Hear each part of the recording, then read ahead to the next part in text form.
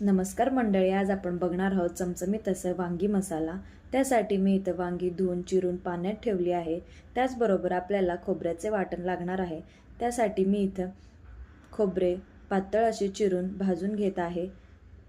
खोबरे खरपूस असे भाजल्यानंतर त्यामध्ये कोथिंबीर, अद्रक, लसूण अशी घालून आपण व्यवस्थित असे वाटण करून घेऊयात।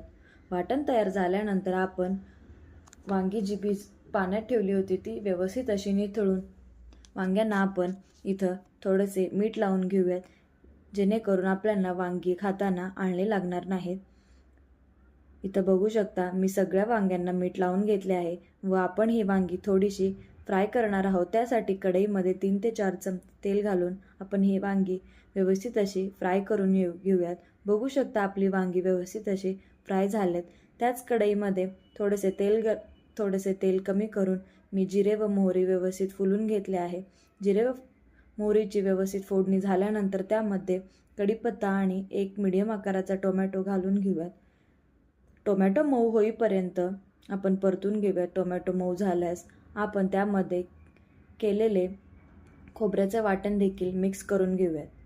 बघू शकता आपण व्यवस्थितरित्या अशा पद्धतीने खोबऱ्याचे वाटण व टोमॅटो एकजीव होईपर्यंत परतून घेतले आहे। त्यामध्ये आता सुके मसाले घालून घेऊयात। अर्धा चमचा हळद, 1 चमचा धने पावडर, 1.5 ते 2 चमचे घरचा मसाला घालून व्यवस्थित असे परतून घेऊयात।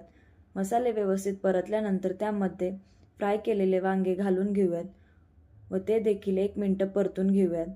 परतल्यानंतर त्यामध्ये गरम पाणीच यूज करायचं आहे। मी इथं 1 ग्लास गरम पाणी घालून घेत आहे।